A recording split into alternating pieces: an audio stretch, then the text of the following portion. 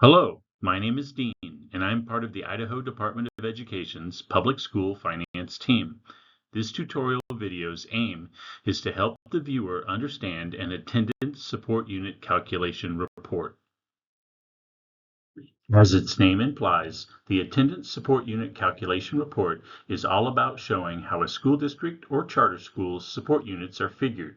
In this tutorial, we will hope to make sense of it by beginning at the end with total support units and then working backwards. Before we do that, though, we'll talk about when and how to run it. Wait to run the unit calculation report at least 24 hours after each IC submission. This allows the report system to update. However, if you are viewing the report prior to the submission window closing, the attendance may not be final. This is because if any of your students are shared by other school districts or charter schools who have not yet submitted, then the attendance shown has not yet been adjusted to proportionally split the shared students' attendance days. To the Idaho State Board of Education's website and sign in to the Education Application Portal. Once there, select the Reports, Attend Enroll application. Choose the Attendance Support Unit Calculation Report from the Attendance Report group. The report has 4 criteria, or filters, that allow the user to narrow the report output. Select the date you would like the data to be as of. Typically, you'll always choose the current date, but you could choose a past date. Select the school year. Again, typically you'll choose the current school year, but you could also choose a past school year. Select the provider. This should only allow you to choose your school district or charter school.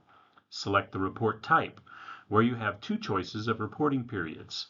The midterm period, or period 1, is the first week of school through the week ending the first Friday in November. It is important to note that the support units from the midterm period are the units used to figure salary-based apportionment. The best 28 weeks, or best 28, is the full school year, excluding the lowest weeks in terms of average daily attendance to leave just the top 28 weeks. Discretionary funding is calculated using the best 28-week support units. Finally, click View Report.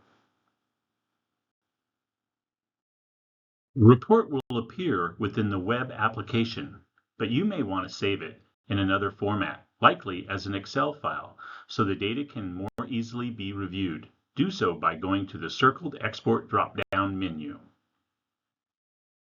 Before we begin going in reverse through the support unit calculation, starting from the total support unit result, I must mention my explanation will utilize a midterm reporting period example.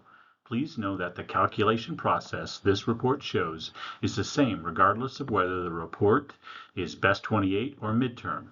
Also, 2 versions of the calculation will always be made. If viewing the report as an Excel file, like I'm showing, the 2 versions will appear on Sheet 1 and Sheet 2. Funding will always be based on the greater of the 2 calculations. Later, I'll explain why this occurs. In this example, the unit calculation on Sheet 1 is the largest. I've zoomed in on total support units and shaded them green. For school districts only, these units are the result of removing the fractional cost of support unit protection. Please view the tutorial on protection to get a full explanation about this reduction that only applies to school districts. Charter schools will not see a reduction here on their unit reports. Zoomed out now, the support unit amounts within different grade groups, student groups, and schools are highlighted. All of the amounts in the support unit column combine to make the green shaded total. I've used yellow, blue, and a plum hue to differentiate different sections of the support unit calculation report. Not all school districts and charter schools have all 3 sections. The plum section can be called the separate attendance unit section. Schools identified in this section statutorily have their support units calculated as if it were the only school within the district or charter. The calculation of the exceptional child or special education support units occurs within the blue section, while the yellow section is where the calculation of administrative schools or regular schools support units occurs within the appropriate kindergarten, elementary, and secondary grade bands. To help explain how each individual support unit amount is determined, I've simplified the report. See, the report on the left shows just one of the support unit amounts from each of the three sections. Support units are calculated by simply taking the adjusted average daily attendance, adjusted ADA, and dividing it by the appropriate unit divisor. I'll explain where the adjusted ADA amounts come from in a bit, but on this slide, I will focus on explaining how the appropriate divisor is determined. The divisor is determined by following the divisor tables outlined within Idaho Code Section 33-1002, Section 4, as seen on the right. Highlighted in yellow, the table shows that at 750 or more secondary ADA, the appropriate divisor is 18.5. At 14 or more exceptional ADA, highlighted in blue, the table shows the appropriate divisor is 14.5. Lastly, an alternative school like Mount Harrison High School in Plum should use a divisor of 12. Now I'll explain the adjusted ADA amounts highlighted. It will be best to explain each within their own section. In the administrative schools section of the report, adjusted ADA, highlighted in yellow, is the result of shifting the allocated special education amounts appropriate for elementary students, 6%, and secondary students, 5.5%, from total ADA. These amounts are shown in the special education column as negative amounts, but appear in the exceptional education section as positive amounts. The Exceptional Child Unit Approvals Report within the General Attendance and Enrollment Report group is the one that displays the calculation of the elementary and secondary ADA shift amounts. A few slides earlier, I promised that later I would share the explanation of why there are always two calculations of total support units.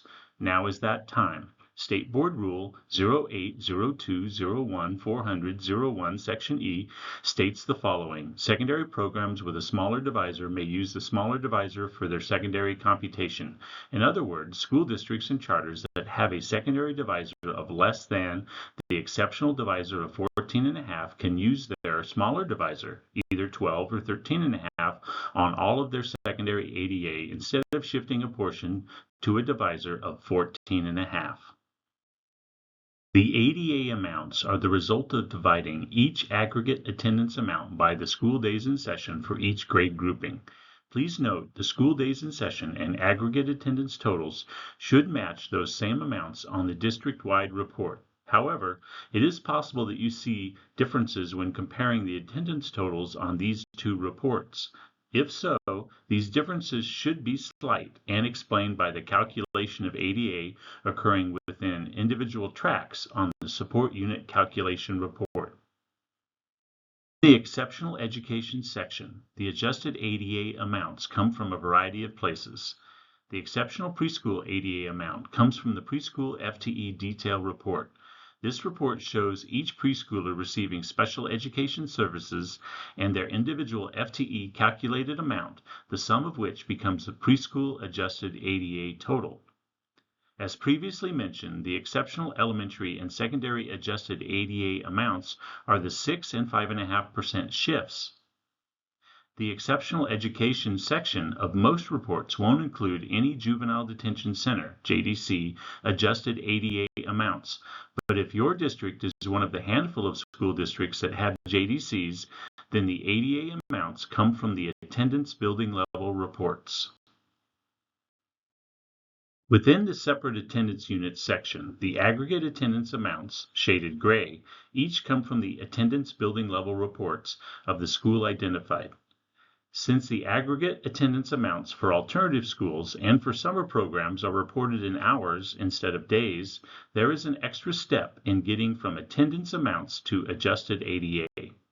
Conversely, separate elementary, separate secondary schools, and summer JDCs have their attendance reported in days. So the calculated ADA is the adjusted ADA. Thanks for listening. Given the complexity of the attendance support unit calculation report, please let myself or Amber know if you have any questions. Have a great year.